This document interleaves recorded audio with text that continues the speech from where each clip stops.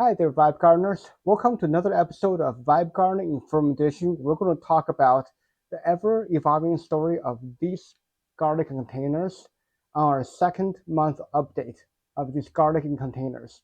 With that said, let's go. All right, guys. So this episode right here, we're going to talk about these containers. As you saw from the 1 month update of this container episode, you saw that already things were blooming quite a bit with leaves, how the leaves are going. So what I'll do here is I'm going to again show you guys a close up of how the garlic are doing, and then I'm going to go into a little bit more about the details of some of the struggles I've had when it comes to watering, the evaporation speed of the containers as they get bigger, and then the fertilization struggles I've been going through as the evaporation speed is not quite matching up. So with that said, I'm good. Let's go into this episode a little bit and let's see how things go. All right, guys, for a little up close update, let's start with our first 1 gallon container here. As you can see right here, we have the first leaf here. It's already browning. This is very much expected because the garlic, as time goes, as you see all the garlic videos on YouTube or on those studies, you will see that leaves are dying as it gets older. And that is quite normal because each leaf has a certain lifespan. So basically, all the plants, the first leaves are basically dead, and that is super normal. Nothing wrong with that. So that's the first one. It's one, two, three, four, five, six, seven. It's got 7 leaves. So again, it is actually already coming to the end of that baby stage, getting to the vegetative. And so we got the eighth leaf, as you can see here. The eighth leaf is already emerging. We try to do it in a way that's not going to be invasive. It's hard to tell, but there's another one, tiny one, the eighth one coming through. So it's really kind of getting to that next stage of life, and it's coming along quite fine. As you can see, there's a tiny bit of tip dying at the edge here. Again, super normal for the longer, older ones. And for these, it's not. And then there is really, literally zero sign of nutrition deficiency, as because it's a 1 gallon pot. This is the one that essentially ends up losing water the fastest, because the less soil we have, the more it dries out, and the quicker it goes. And we also have the fan over there, oscillating fan, that's given an air. And I know that the surface drying is doing its good job in that I'm not seeing any fungus gnats flying around and at all. Actually, there's really no fungus gnats, so that tells me the surface is getting aerated just fine. And with the moisture meter here, kind of going through it, and I'm working on a very healthy green to red for the wetness and drying. So it's getting a very healthy wet dry cycle on this garlic right here. And because of that, I'm giving it a very frequent and good watering. And each watering, I'm giving it a slightly higher dose of nutrition feed from the 312 organic synthetic blend of fertilization. So it is extremely healthy, as you can see here. Oh, right. So now with the second pot, this is a 2 gallon pot here. As you can see, it is still doing fine. I've already put in a temperature meter here. It is in low 60s. It's about 62, 63 degrees Fahrenheit, or right about 15 degrees Celsius. And everything seems to be doing quite fine here. Yes, there is. So the first leaf is already gone. It's got one, two, three, four, five, six, seven, 8 leaves on this one. It basically shows a significant amount of more growth. Also, as you can see here, there's significantly more tip browning off, as it is also got more leaf. So it kind of makes sense that it is having more tip dying off as the plant gets older. It also shows sign of previous um, nutrition deficiency with nitrogen in the tip, though it seems like it's already recovering quite a bit. So this one, what happened is that the drying is significantly slower than the other garlic in the 1 gallon tank um, pot. But what happened is that later on, I decided that I'm going to have to water this about the same rate as the other one, as we have to make sure it's kind of getting enough nitrogen. As you can see here, the fix is kind of already in place. the existing yellow leaf, I cannot fix that, but it is fixing itself. Again, as you can see, there are still some tip burn on the newer one.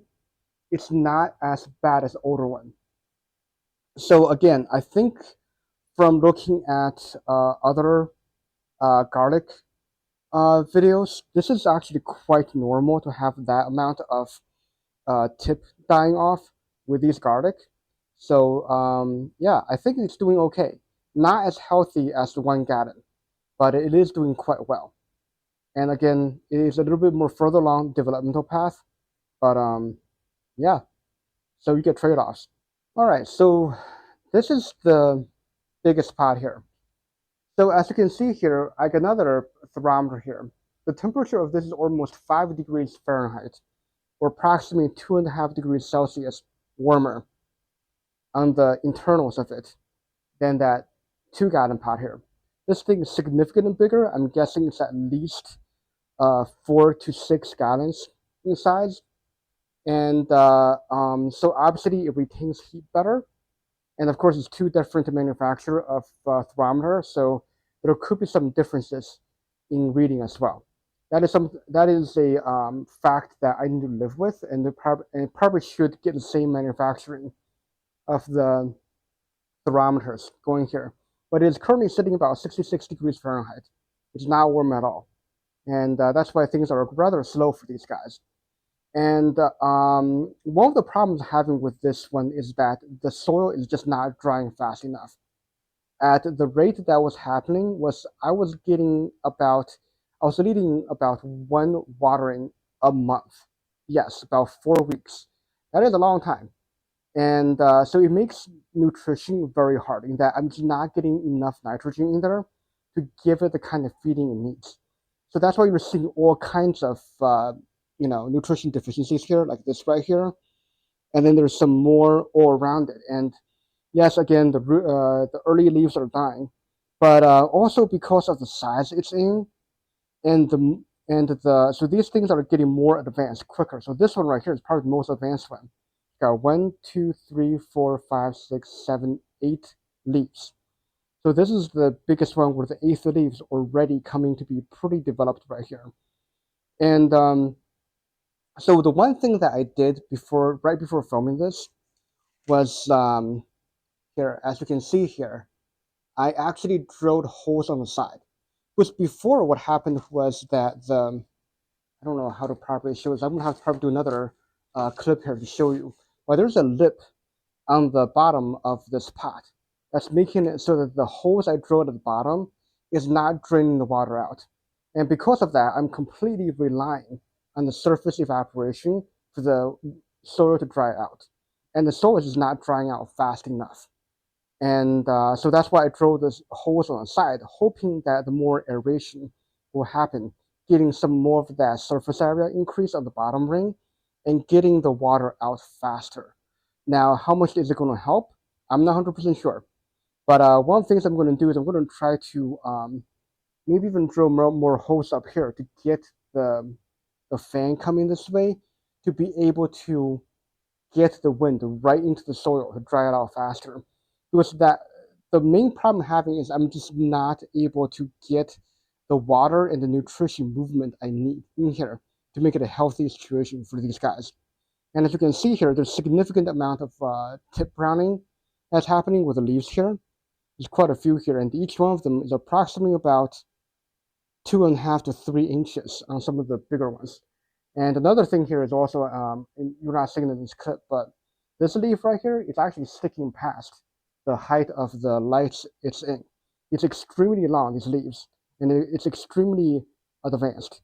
So as you can see here, we're trading off advanced development for aeration, drying out the dry-wet cycle of the soil, and therefore having less feedings. But due to the storage of the water with the nutrition in the soil is getting that nutrition to stay longer. So it's actually not too bad of a nutrition issue.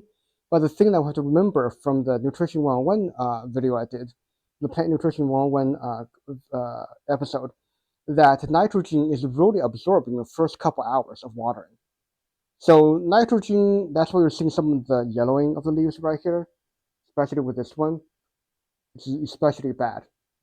And the reason is that the nitrogen is kind of low. But when it comes to the, especially phosphorus, due to how long it stays and having the water constantly in there, that is the least of its worries. So I'm expecting the root development, even though we can't see it, I'm expecting the root development to be the most stable of them.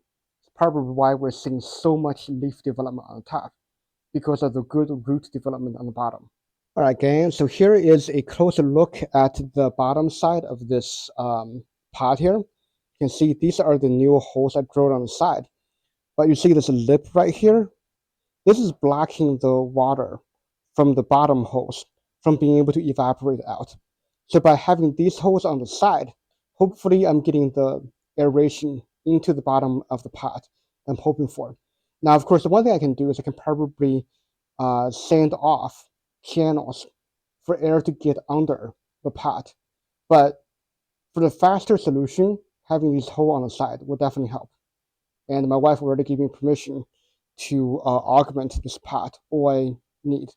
So, well, I just did the easier thing to make it work for me. So here we are. So now that you guys have seen a little bit up close and of how these garlic are doing, and you understand more of my watering and fertilization struggles that I'm dealing with. So hopefully now with the holes on the side of the large containers, we'll fix some of that watering versus fertilization issue to become a lot more intuitive instead of me trying to figure things out and kind of go counterintuitive. And hopefully we'll see a lot more stable um, situation coming from the large pot. And going forward right now, what I'm trying to do is I'm already actually lowered the amount of daylight that's been given from these shop lights I've set up here, because it was at 16 hours, and then kind of realizing that because of the core temperature in the basement, we really don't have that season changing indicator for the face of the bulb. So what I've done was by reducing the amount of light, daylight, that's getting right now, is kind of mimicking a little bit more of that early spring.